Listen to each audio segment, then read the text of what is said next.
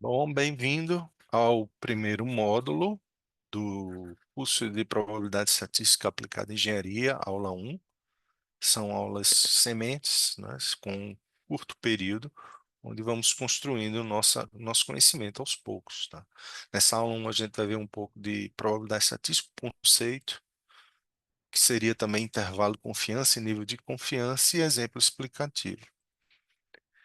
O conceito de probabilidade estatística, ele é muito discutido, né? No dia a dia a gente sabe defini-lo com as nossas palavras, mas às vezes a gente tem dificuldade realmente de acertar nessa definição, com algumas dúvidas. Então a gente vai aqui nas fontes, né? A probabilidade, ela deriva do probare, provar ou testar, tem a ver com sorte, risco, azar, chance e certeza.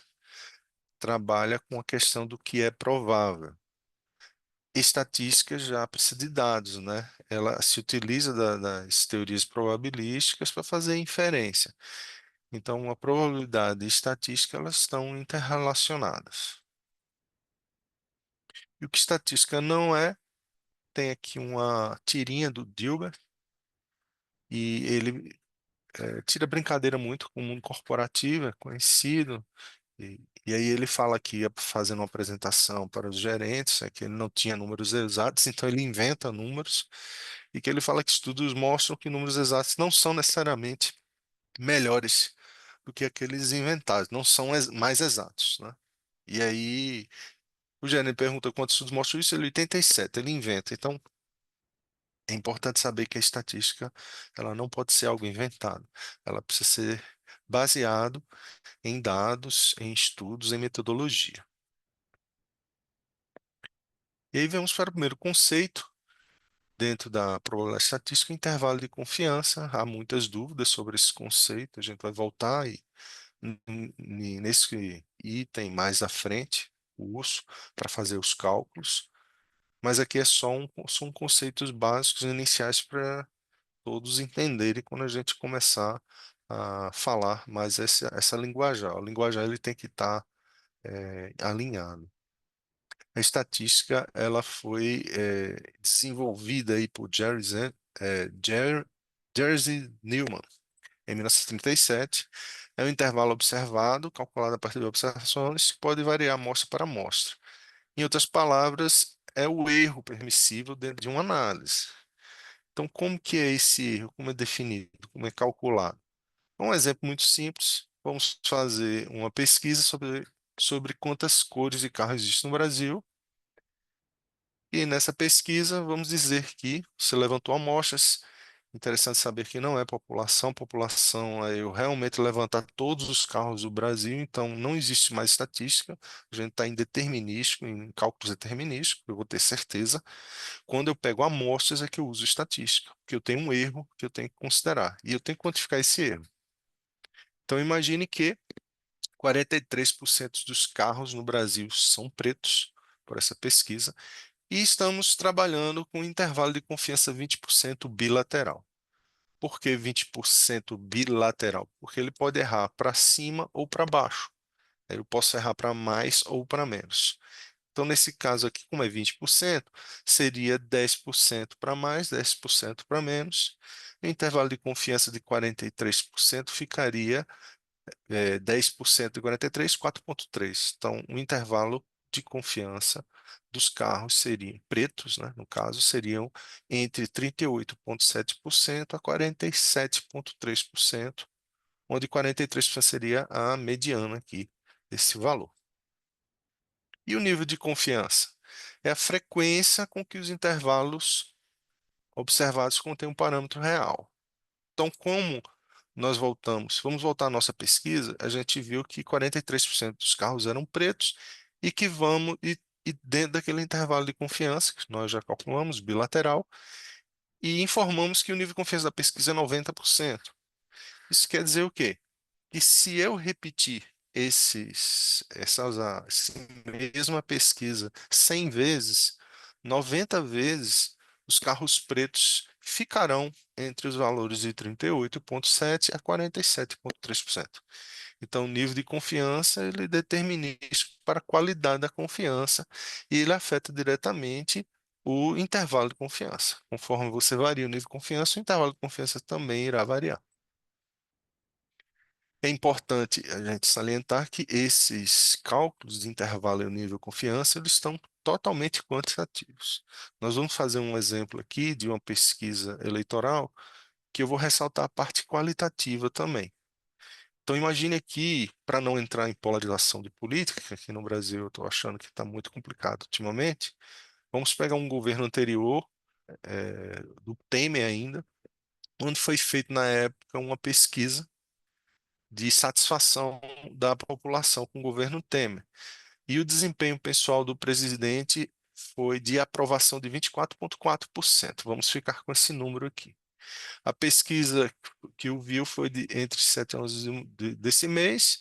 2.002 pessoas foram ouvidas, 138 municípios, 25 unidades federativas em 5 regiões do país. A margem de erro é 2,2 percentuais em 95% nível de confiança. A primeira pergunta é só uma curiosidade, né? Imagine que eu tenho 200 milhões de eleitores, a gente sabe que é menos, o Brasil tem mais, tem aí 230 milhões de pessoas e habitantes, obviamente é menos que 200, só para fazer um cálculo mais próximo, tá? Para ficar fácil, como tem 2.000 pessoas aqui, a gente pode estimar que é 0,01% das pessoas que foram realmente entrevistadas. Esse número é importante salientar porque muitas pessoas desconfiam de pesquisa, porque somente 2.000 pessoas de 200 milhões, então qual é a confiança que eu tenho nisso? Então a confiança, obviamente, a gente vai fazer os cálculos aqui, porém a parte qualitativa é que determina muito esse nível de confiança da pesquisa, que está em 95%, apesar de ser 2.000 pessoas. Por que esse nível de confiança está tão alto?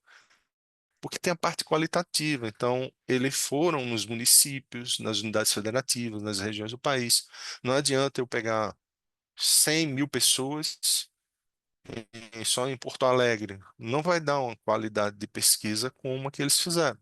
Então, a parte de expertise da pesquisa, isso vale para eleição e vale para todas as outras aplicações que a gente fizer a partir de agora, industrial também, é onde eu vou coletar os dados, confiabilidade dos dados que eu estou usando, realmente determinar se esse nível de confiança pode ser mais alto ou mais baixo.